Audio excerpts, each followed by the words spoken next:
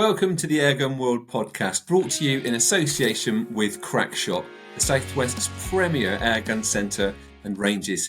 Check out their website at crackshot.uk. I'm Matt Manning. With me this week is my mate and Airgun World magazine contributor, Rich Saunders. Hiya, Rich. Hiya, Matt. How you doing? I'm good, thank you. Very good, thanks. And as it's just the two of us, I thought we'd have a bit of a catch-up about the sort of shooting we've been doing over the past week or so, and perhaps one or two of the pieces of kit that we've been using during those outings. Do you want to kick us off with letting us know what you've been up to? Well, I've got 2 more permissions this week. I know you'll find it hard to believe, but hard to swallow. Like London buses, I picked up a woodland permission about 2 or 3 weeks ago, which is just 86 hectares of ancient woodland. Fantastic. And if that wasn't enough to get my teeth into, and I've been putting up hides and feeders there, I got a call from a lady a Facebook message from a lady who'd seen an earlier message I put in months ago, asking if I could come and shoot some rabbits at her paddocks. And then lo and behold, I literally put the phone down, the phone went again, or the Facebook went again, and there's another guy 5 minutes down the road from me asking me to do exactly the same thing. So I've been to see one of them. I'm going on Thursday to see the second one. But yeah, 2, what sounds like, of course, they're inundated with rabbits. It's carpeted with rabbits, according to them. But I'll be the judge of that. But other than that, I've been doing an awful lot of rabbit shooting, awful lot of grey squirrel control as well. And actual fact, it's been quite nice because, as I spoke with you, Matt, most of the time I find myself doing pest control, and I kind of feel like I have an obligation to the landowner to do the best job I possibly can. And opportunities to go hunting for the pure thrill and challenge of hunting are sort of few and far between, but I've had a couple of opportunities just recently, and I took advantage of the opportunity to use a couple of my old springers, which I've not done for a while. So I got my HW80 Mark 1, I think it's called a Mark 1, out of the cupboard, and dusted that down and had a shoot with that. I've had this rifle since I was about 14 years of age, so it's donkeys years old. And I had it tuned by Lynn Lewington at Arc Tuning, and it's just as good as it's better than it ever was. And yeah, just really nice to sort of get back into shooting with a Springer again. And that then made me want to get out another one of my old Springers, and you'll like this one, Matt. I've got a feeling I might know what this is. Yeah. My Webley Vulcan Deluxe. I think this is a Mark 1. I'm sure someone will correct me if wrong, but I think this is a Mark 1 Webley Vulcan Deluxe. I don't hunt with this because it's only about 9.5 pounds. Not like the ads would have you believe back in the 80s. Yeah. That was my first ever airgun, a hand-me-down Webley Vulcan that had already done far too much service without enough servicing. Had a wobbly barrel, dreadful trigger. I loved it to bits. And you never miss with it. God, well, I never missed with it once I learned how to get incredibly close to everything I fired at. Actually, talking about never missing, how have you found it using sprinklers? We were talking recently, a couple of weeks ago in the podcast, about the advancement of PCPs making accuracy easier to attain. How have you found it? It is a different skill, as people say, and I did take the precaution of going up onto the range and re-familiarising myself with these rifles. And certainly the HW80 is a lot easier to shoot accurately than the Webley Vulcan. Just the quality of the trigger alone makes that happen. And yeah, I'm not as accurate with a Springer as I am with a PCP, and I guess that's probably most people would have the same experience. But and I limit myself to sort of 20, 25 meters as opposed to pushing out to sort of 30 with a PCP. I sort of surprised myself. The one thing I have found, and I don't know whether this is just my rifle, but I find myself having to re-zero the HW80 and the Vulcan every time I get it out and use it. I don't know why it moves off zero. I don't know whether that's a scope thing or what, but it happens to most of my springers in actual fact. But yeah, once I got it zeroed in, then yeah, they're great, wonderful. Yeah, tiring after all on the range. Keep having to break the barrel it's hard work. Yeah. And that old sensation of thumbing the pellet into the breech, getting an oily thumb. Yeah. But when was the last time you would have hunted with a Springer then, Matt? I had a couple of outings actually recently with an HW. What was that? That was a Virac brake barrel, which I reviewed quite recently for Airgun World. Oh, 98. The 98. Thanks for remembering. I had a couple of outings with that, but again, had to be so strict with my ranges relative to what I would have been doing with a PCP. But there is just something really gratifying about the fact that you're loading the power into that gun every time you pop the barrel or draw down the underlever. I think that self-contained self-sufficiency of using a spring-powered airgun, I don't know, it just takes you right back, doesn't it? Well, the weird thing is I've got I think I've got 8 Springers, and only one of them is a modern Springer, and that's an HW77, so that's a modern take on an older rifle. But I set myself a little bit of a challenge, probably 5 or 6 years ago, of collecting all the rifles I either had as a kid or that I wanted as a kid, and there are an awful lot more of those than there were the ones that I owned. And I've just about done it now. I've been trawling the second-hand ads quite a bit, and I've got some marvelous old muskets that do I shoot them very often? Not really. I shoot the 80 and the Vulcan reasonably regularly, but it could be months in between. But the other ones, just sort of there for nostalgia, really. Have you got a Webley tracker in your collection? You know what? I nearly bought one of those the other day. A Webley Tracker Deluxe. Right. And I thought, no, I don't need another one. I almost had a Webley Viscount Deluxe a little while ago, which I think was like the same thing, but slightly longer barrel. I don't know what the difference is, but I know that I desperately want, during my Vulcan days, I really want, my brain wanted an HW77, but my heart wanted a Webley tracker. But I've been told that the tracker was never shot as brilliantly as it looked, because it was just a lovely looking little gun, wasn't it?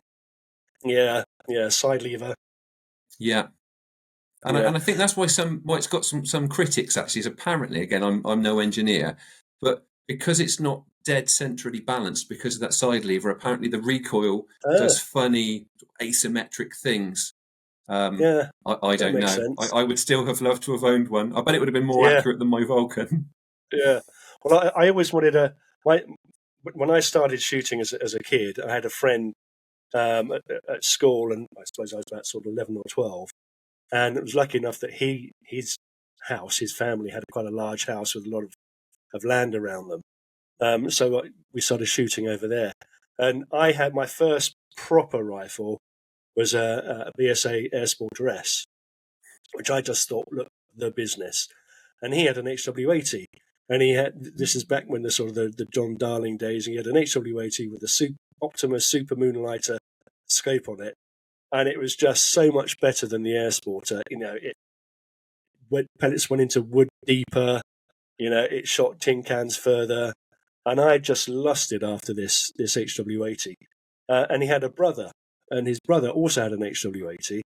And then he got as a birthday present, whatever, a 77. So the brother's HW80 was surplus to requirements. So I flogged my Air Sporter S to the doctor's son, funny enough, in the village.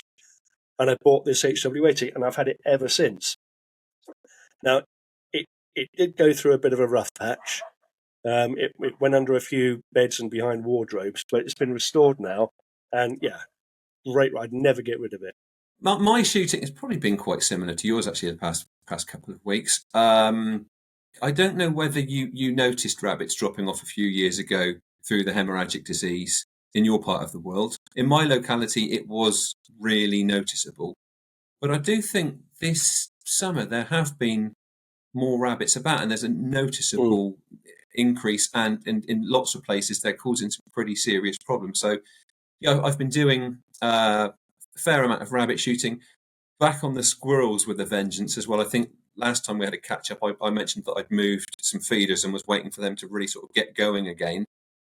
They are going again. So I've been doing quite a lot of grey squirrel control at the feeding stations, and funnily, one of them is only really producing decent numbers of squirrels at dusk during the last, I'd say, maybe hour, sometimes less, of daylight. So I shot it a couple of times. Yeah, shot it a couple of times. Had miserable results during the day and in early mornings as well, thinking that they were going to emerge hungry, head straight to the feeder.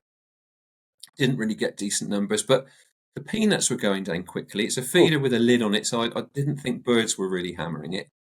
So did an evening session, as I often do, but really stayed on, and it just went berserk the last, I'd say, half an hour or so before it got properly dark. And I'm just wondering if there's some sort of predator, maybe a bird of prey that's a sight hunter that's frightening them by day.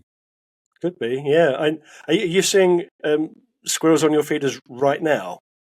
Yeah. Even with the abundance of natural food. Wow. Yeah, only with peanuts though. Only with peanuts. Well, funny enough, on this new permission that I've not shot yet, I put 3 feeders up and 3 hides up because I'm going to shoot there with a couple of mates, and I've got trail cameras on 2 of the 3 feeders, and one of them was just going mad. I was getting notifications on the trail camera every 15-20 minutes or so. Topped up the feeder a couple of times. On the other feeder with a trail camera, not a thing. Absolutely not. Even the peanuts that I put on top of the lid were still there. Even to the point that I thought I must have forgot to switch the camera on. And I went down to switch it on, and it was on. And then in the last 3 or 4 days, that traffic on that busy feeder has just stopped.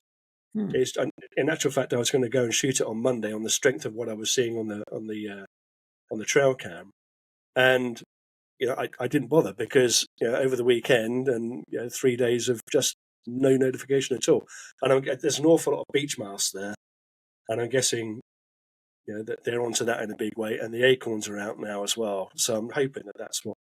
Although I did catch in twilight or in dusk, a massive, great big bird of prey came down. The image isn't that clear on the trail camera. It's either a buzzard or a kite, and I'm wondering if they've been attracted to squirrels coming onto the feeder, and now the squirrels have decided that they don't like peanuts quite as much as they used to. Yeah, I've found that certainly birds of prey more of a problem in areas where I've put feeders in more open spots, which is frustrating because you tend to want your feeder in a relatively open spot, working on the theory that other squirrels see the squirrels visiting it. Because I've had them in really hemmed in areas where they haven't had a lot of attention. I think that's part of the reason. Maybe 1 or 2 squirrels are visiting it, but others aren't seeing that activity.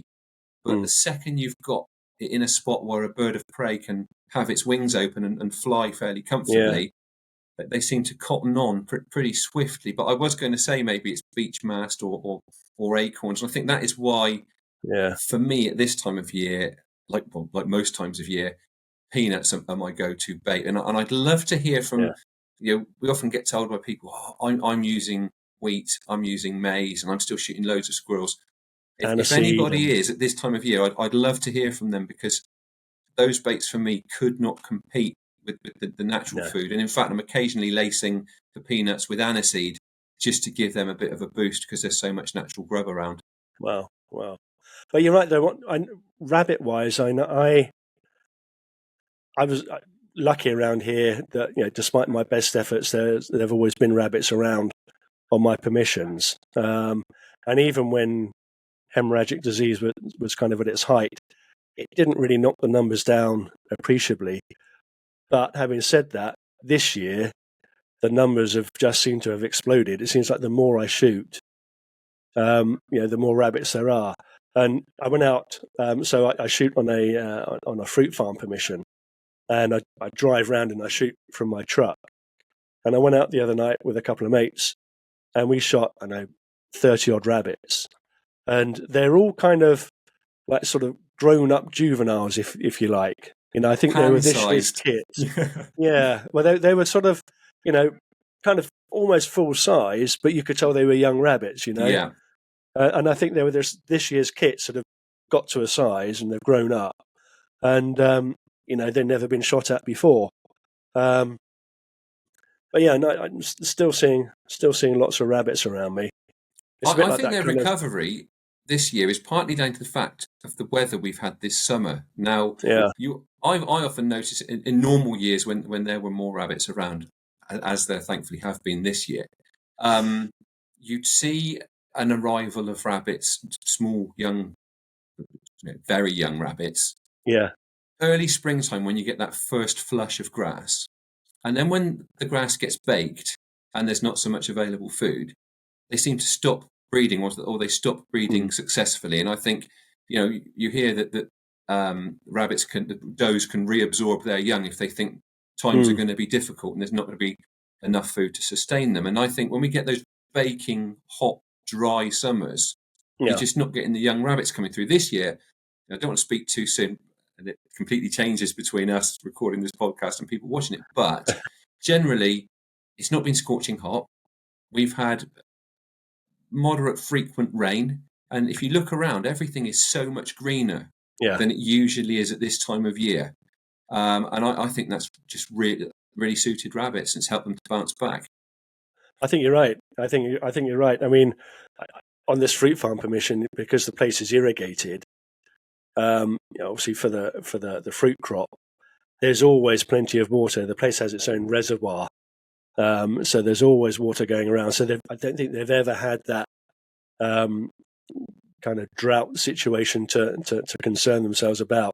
And there's always, because of the irrigation system leaking and what have you, there's always lots of green grass around. But definitely have seen more this summer. In actual fact, I was out the other night, and I won't say too much because this is going to be featured on an upcoming episode of the Airgun Show.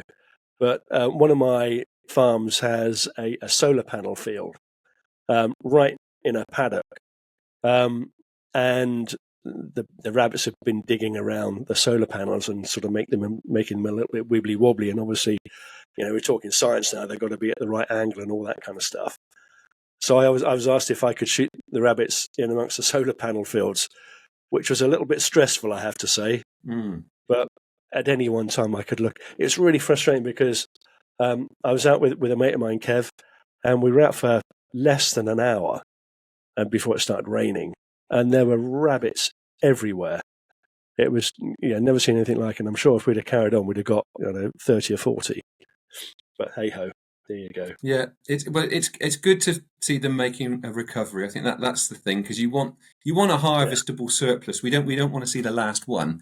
And certainly in my part of the world, it was looking worrying. And then there are implications for other species that hinge on that sort of absolute foundation at the base of the food chain, if you like, those birds of prey, foxes, and all of the rest that depend on the rabbits being there. Yeah. In terms of the kit, I've got a bit of show and tell. More a tool of the trade. So what I've been using a lot recently, again, because I've been filming for the Airgun Show, is my scope cam. And I get asked about this so often, like what am I using to capture my scope cam footage? And it is the Eagle Vision GoPro mount, for want of a better expression. If you look on the Eagle Vision website, you'll be able to see its proper name. But it's a mount that fastens the GoPro camera.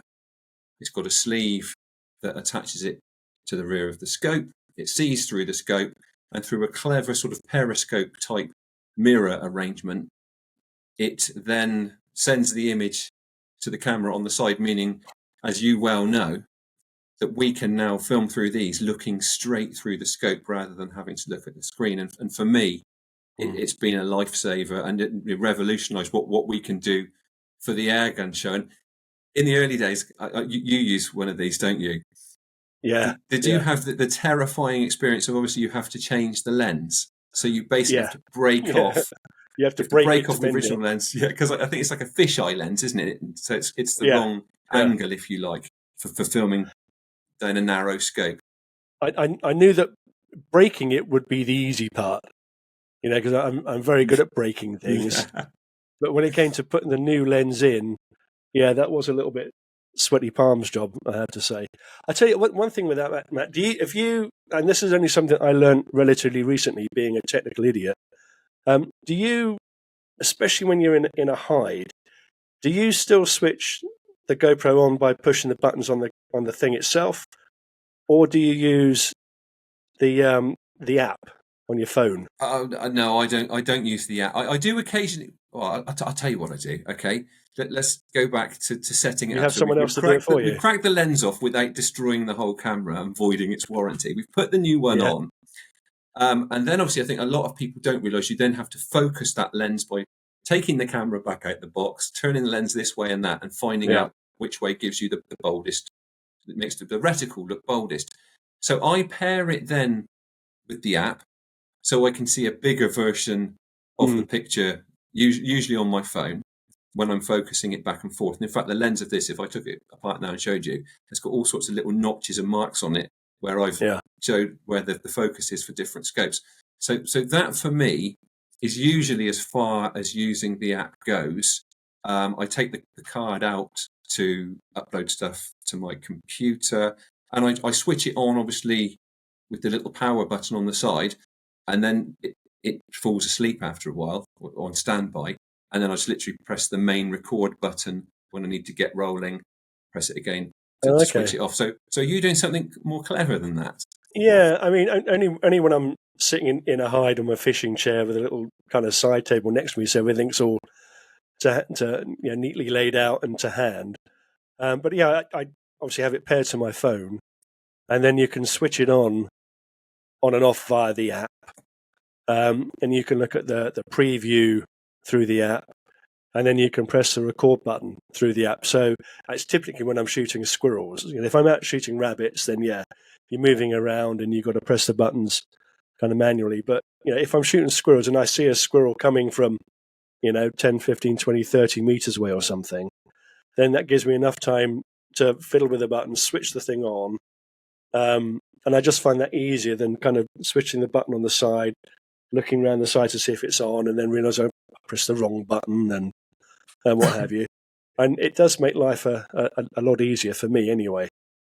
But they are fantastic bits of kit. I mean, do you remember when we used to use the old home cine camera thing and with bits glued on the front? And you mean this? Oh. I thought I'd bring this prop along as well. So so this was the necessity being the mother of invention. Getting fed up with trying to point to Nikki, who films my videos, where something is in the trees or in the undergrowth, and basically ending up making so much noise that it's gone before he knows where it is. I knew I had to get some sort of scope cam solution. So I bought a little handy cam and bought some step up and step down rings from a photography shop, araldited one of those rings to the front of the handy cam, araldited a corresponding one to the sleeve of a push-on lens cap. So obviously I could screw the two together and then slide it on to the back of the scope. And it's quite handy that you've got a bit of play in the rubber sleeve to line it up. But often it tends to kind of gradually sag out of alignment, or you knock it at the critical moment.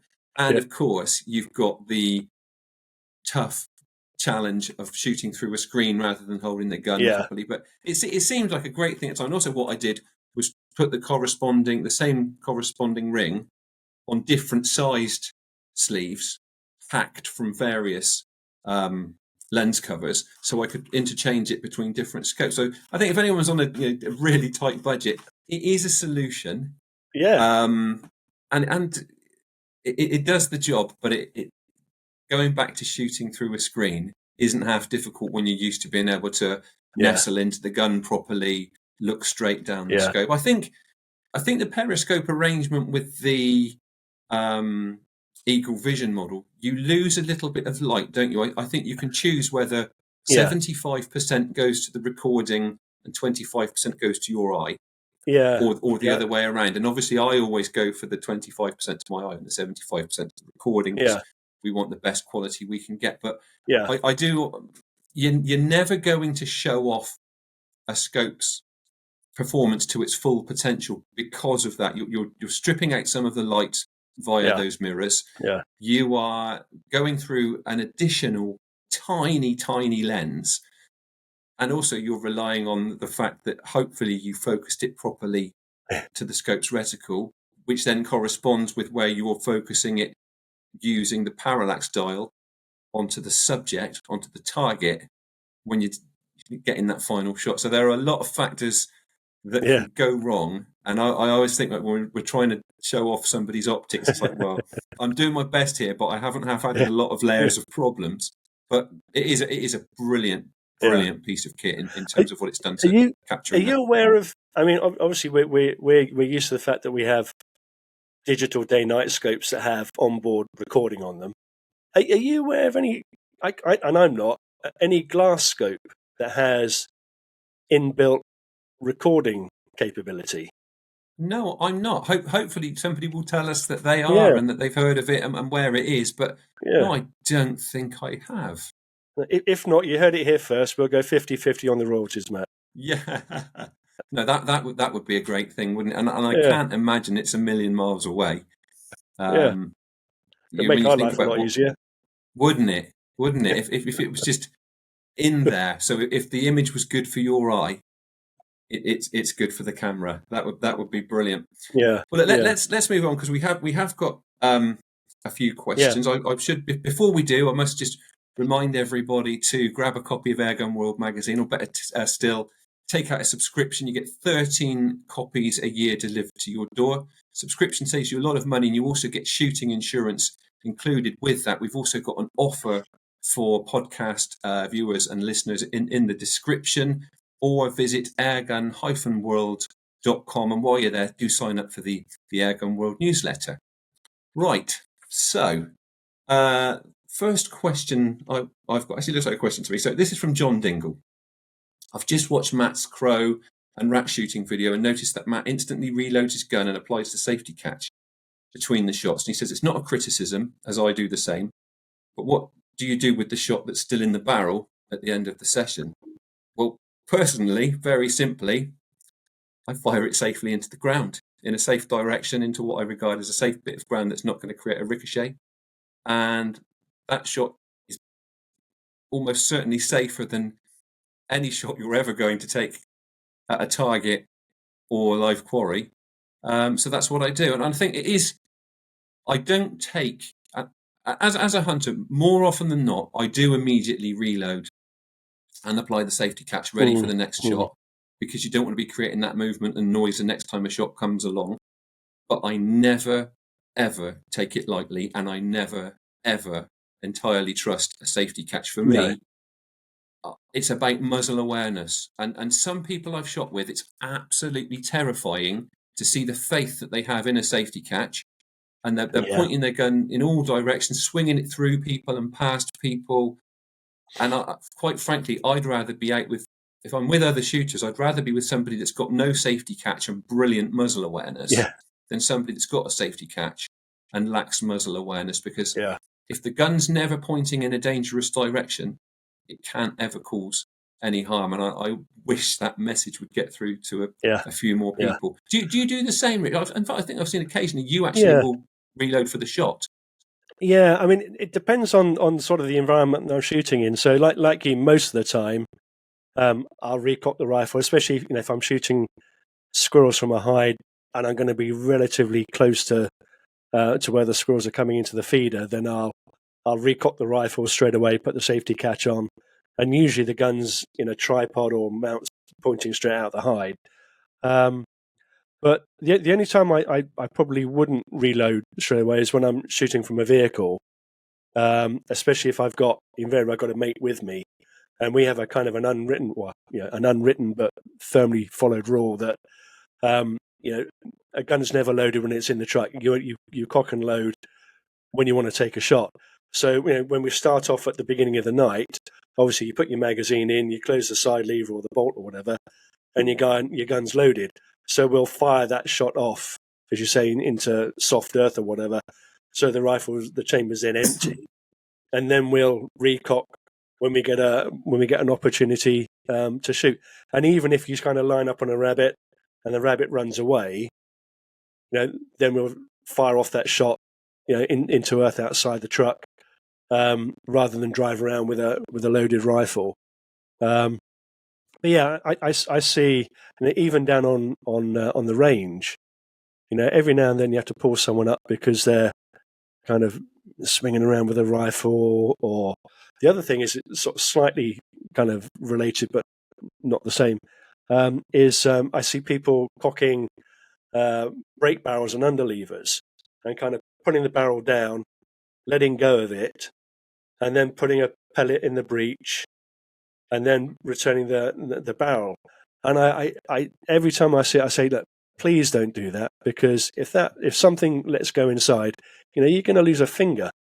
I've never seen it happen, but I've heard of it happen, and you only need it to happen once in your lifetime.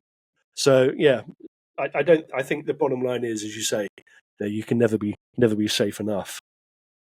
That's right. You take nothing for granted. I think is that be aware of the potential of things that could go wrong, and do everything you can. Yeah. To prevent them from happening. Yeah. So yeah. The next question we've got is from Paul Morgan. This is an interesting one. What is your best airgun shooting memory, Rich? Oh, I'll tell you what it is. So going back to my friend when I was 11 or 12, big house, lots of land, and we started shooting. There was some woods near him, and to this day I don't know whether we were actually supposed to be shooting in there or not, but we did. And it was an old Christmas tree plantation, and it's the first time we'd ever kind of shot anything other than tin cans. And we would kind of walk to this place with our rifles over our shoulders and shoot wood pigeon as they came into roost. And there was something magical about it, because regardless of the time of day, it was always like a sort of a half twilight.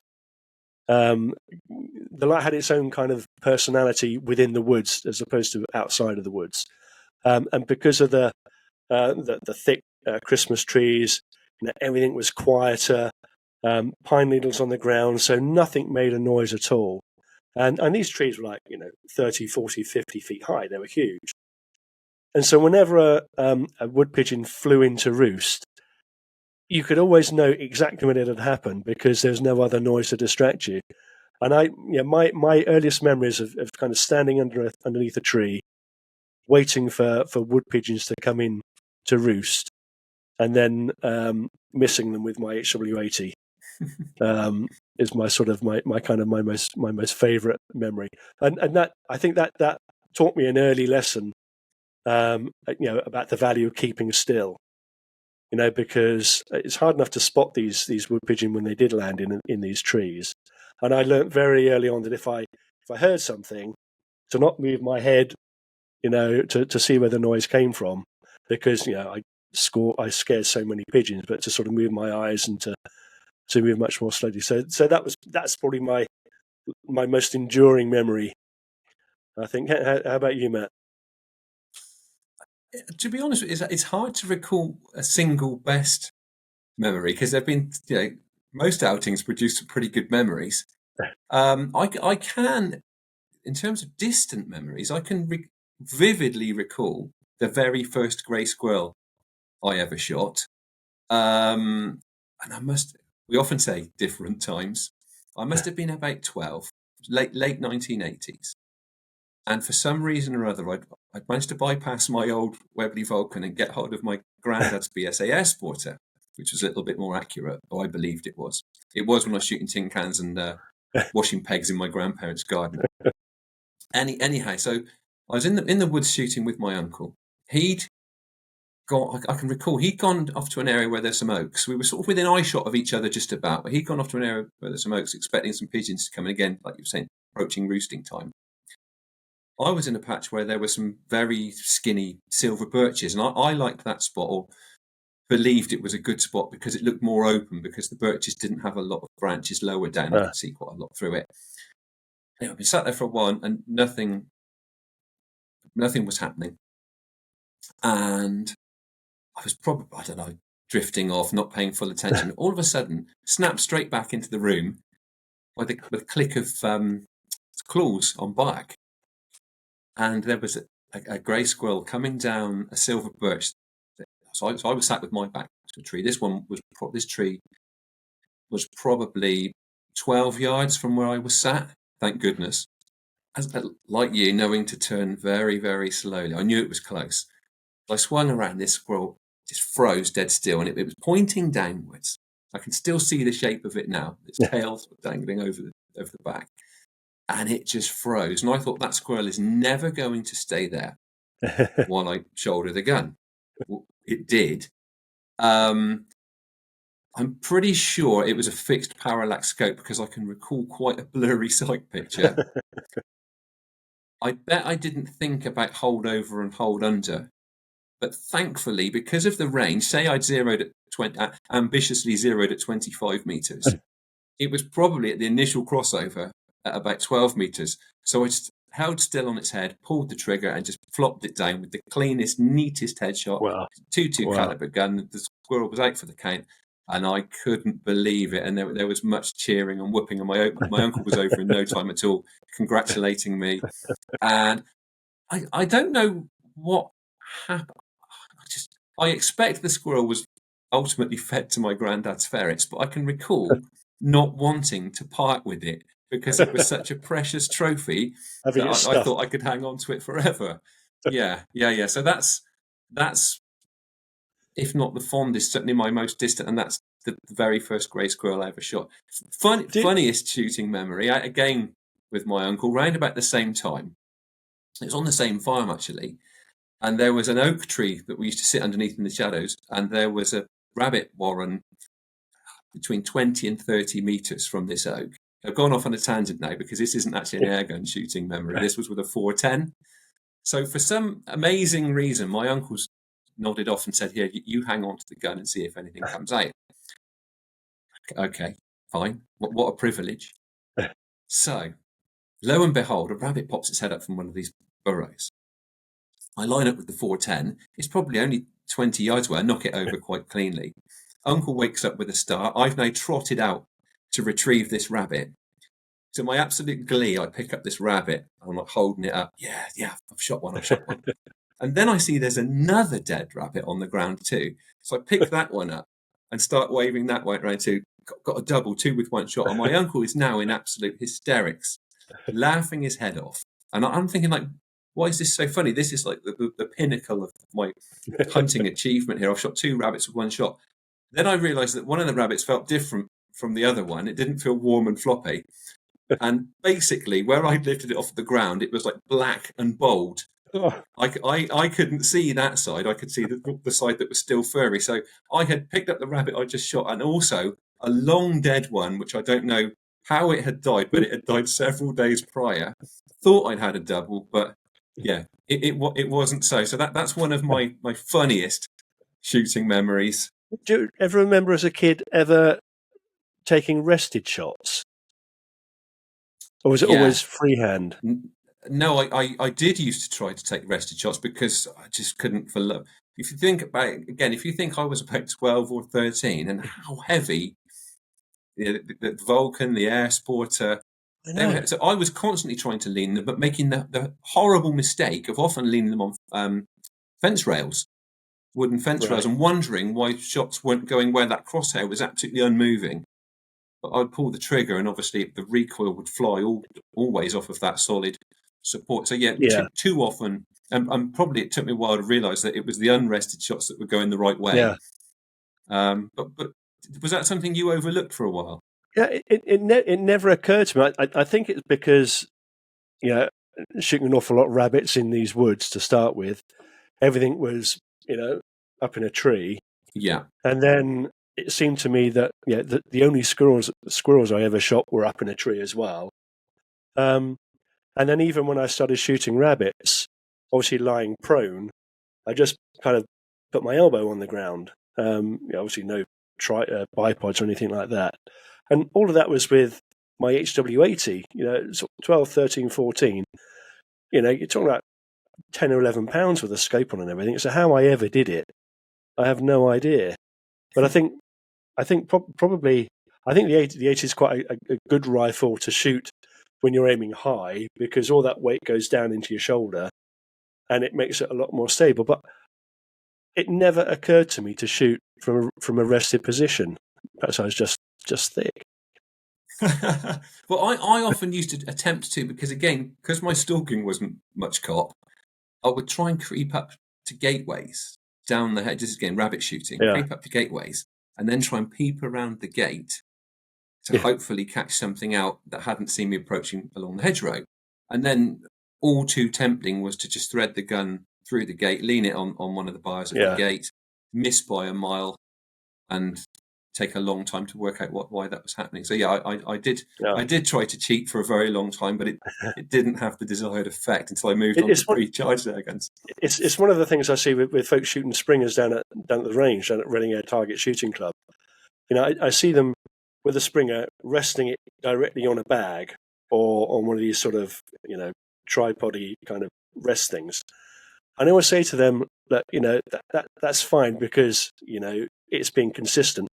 But really, you should be trying to get into the habit of resting your hand on a bag and then shooting that way. Because if you go out, and not many of them actually go out pest controlling, but I said, if you go out shooting game with your springer, then whatever you rest on, you're going to want to put your hand on it as opposed to directly on the thing. But they never listen. Yeah, you want it to be repeatable and the same every time. And again, I used to often make the mistake of zeroing as a teenager. Yeah. Taking leaning, like rested shots to zero and thinking this is amazing because the crosshairs just don't move. So it's going to perfectly zeroed. If you'd given me a workbench and like a vice, I would have tried to have done that. Yeah. And then not realizing that then when I wander off and I'm shooting from the support of my body and not the trough or whatever it was I'd been leaning on to zero up, that recoil was performing or behaving in a completely different fashion. But there you go. You live and learn. You live and learn. I do think it's that tough apprenticeship and the struggles of that kind of hone your field craft to take advantage of the kit that we now have at our disposal. Exactly. Yeah, I've got a question from Ian Thompson, who's very kind of seasonal question. He's asking, what are the best air gunning opportunities likely to be as summer turns into autumn? Which is a good question. I think so. Yeah, I think there are lots of them.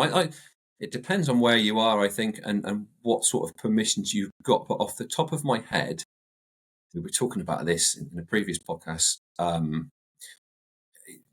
abundance of natural food now. Yeah. Like your grey squirrels have discovered. So beech mast, acorns. If you don't want to use feeding stations, you can expect to encounter grey squirrels around those natural food sources. Again, as we were talking about a while back, the days are getting shorter. Well, that's brilliant because it means that the night shooting is more straightforward. So be it rabbits or rats, the hours are more civilized. Rats are likely to be moving in now onto farms and around other food sources because the harvest has come in or is coming in. Yeah. Furthermore, off the back of that harvest, you've got autumn seed drillings going in, creating opportunities for crop protection, be that corvids or pigeons. So, early autumn is a time of absolute abundance. Any others that spring to mind for you, Rich? No, I would say, my squirrel shooting kind of tails off as we get into the sort of the autumn months, for the reasons we've discussed. And obviously you can walk around the woods and stalk a few up in the trees. Great challenge, but most of my squirrel shooting is pure pest control. So, if they're not coming to my feeders, then I don't kind of target them. Come October time, the first frost, I'll be back on it again. But for the moment, squirrels are more opportunistic. But and rabbits all year round. But as you say, rats. Once we get into a little bit colder, sort of end of September, and the temperature drops a little bit, the rats will start thinking about moving into farm buildings for cover. So I'll be back on the rats in a big way. One of my main rat permissions is a chicken farm, and there's rats there all year round.